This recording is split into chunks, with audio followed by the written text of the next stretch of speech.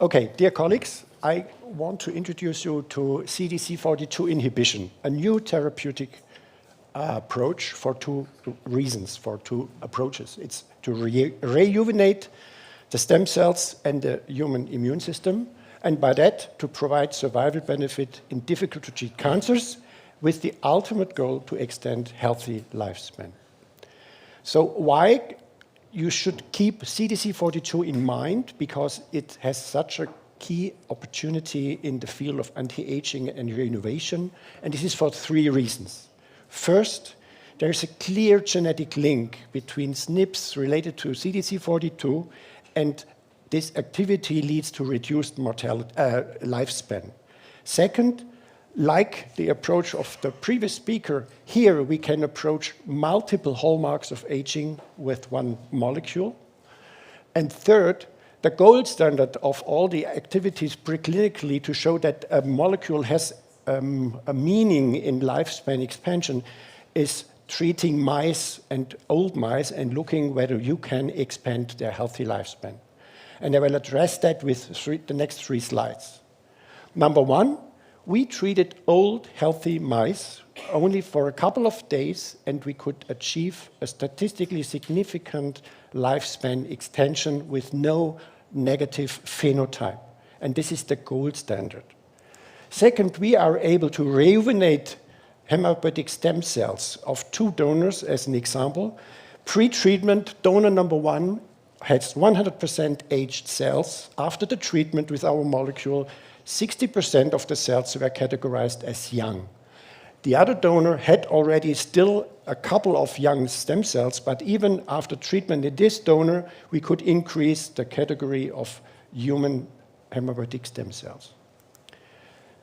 Hallmarks of aging. Our molecules are able to address a couple of these hallmarks of aging, and if we really believe on the dream that we can do something anti-aging and rejuvenation, a molecule who could do multiple hallmarks of aging benefits has much more power and potential than if you address only one of those hallmarks of aging. And the third thing is the genetic link between the SNPs of CDC42 and the mortality risk. On the y-axis, you see the activity of CDC42. On the x-axis, you see your lifespan, and you see if you have a high activity of these SNPs for CDC42, then you have a very short lifespan. Now, what happens with these hematopoietic stem cells if they age? When they age, they are getting disordered, and by that, they lose their function. Young stem cells, and we just use the image of a library. If you are looking for a book, then you go there and know in that shelf, in that row, I will find a book and I get what I want. If you would go into my office where there's a pile of books and ask me, I want to have this journal, I want to have this book, it will take a time until I get there. And this is what we can visualize happens when hematopoietic stem cells age.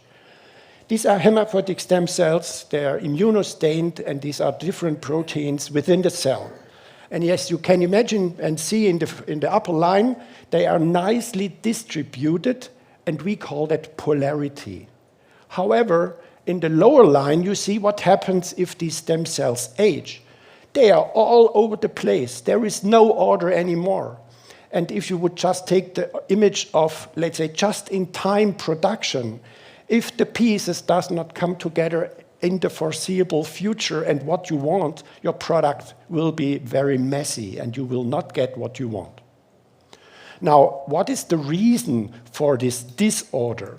And the reason for that is a hyperactivity of a protein which is CDC42, a small row GTPase. And on the Western blot on the left-hand side, you see the relevant part of CDC42, which is GTP.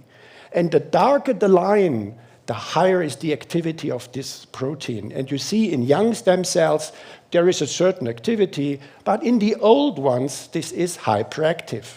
And what we do with our molecules, we bring this hyperactivity back to a normal level. And how do we do that?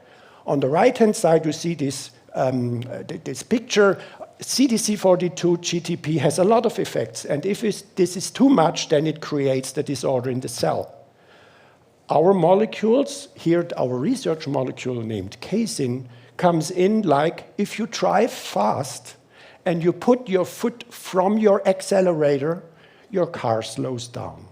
And this is like casein works. Now, the question, and the good thing is that we cannot only do that with a research molecule, which is not patent protected, but we have now created proprietary molecules that can do exactly the same thing. On the left-hand side, again, a very nicely organized and orderly cell. On the second row, you see the aged hematopoietic stem cell, where everything goes all over the place. And in the middle, you see that with the two of our molecules, we get this order back into the hematopoietic stem cells. So this is very promising for us.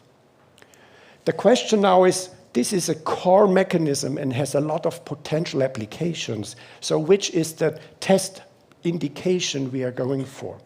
And we decided that with this approach, we will be able to boost our immune system, influence T regulatory cells in a way that the defensive and the suppressive elements are balanced again. That's the reason why we went into immune oncology models. And here you see one of a couple of models of an humanized mouse. So the mouse has a human immune system, and we injected human cell line of a colorectal carcinoma cell line.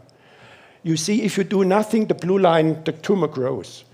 The red line is our monotherapy. The gray line is PD-1 inhibitor, which is one of the most, let's say, effective anti-tumor agent which is existing, and there is no difference. But very, very interesting is if we combine these two methods, the tumor is just not growing. So that is one of the reasons why we selected two specific tumor types to test.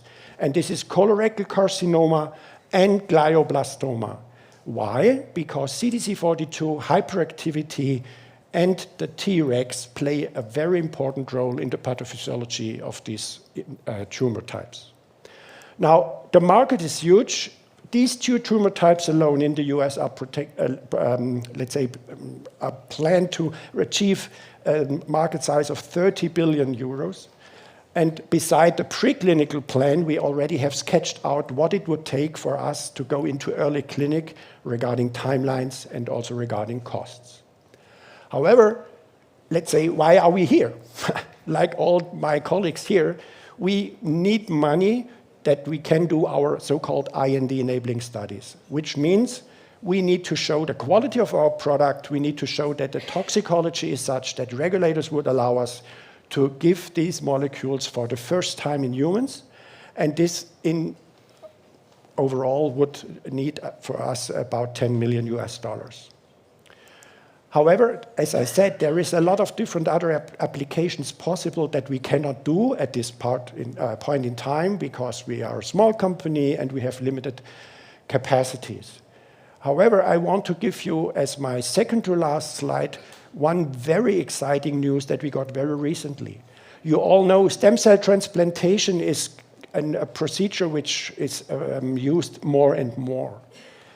Before these patients get the new stem cells, their old immune system had to be shut down by radiation and by chemotherapy. Unfortunately, by this procedure, we harm our bone marrow. And 70% of the long-term survivors after stem cell therapy suffer from osteoporosis. Now, a research group has mirrored this into a mouse model. And they did the radiation and the chemotherapy, and they did the bone marrow transplantation. Half of the animals, however, were being treated directly after the stem cell transplantation with our molecule. And I think it's obvious what happens. Those not treated develop a severe osteoporosis. However, with our treatment, we could really prevent the development of osteoporosis, which I believe from a clinician's perspective, I'm really thrilled about that, for that potential use. And this could even open up the whole osteoporosis field.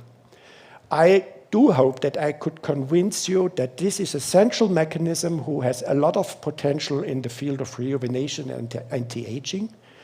And we would be very happy and to discuss with you options to, let's say, collaborate, to invest in our company so that you come and join our journey to reach the goal to enable a longer and healthier lifespan. Thank you. Jürgen, excellent. Thank you so much. Thank you. And we have our final presenter. So this is Barry Sharples from Microgen. Barry, thank you very much. I'm going to go over here.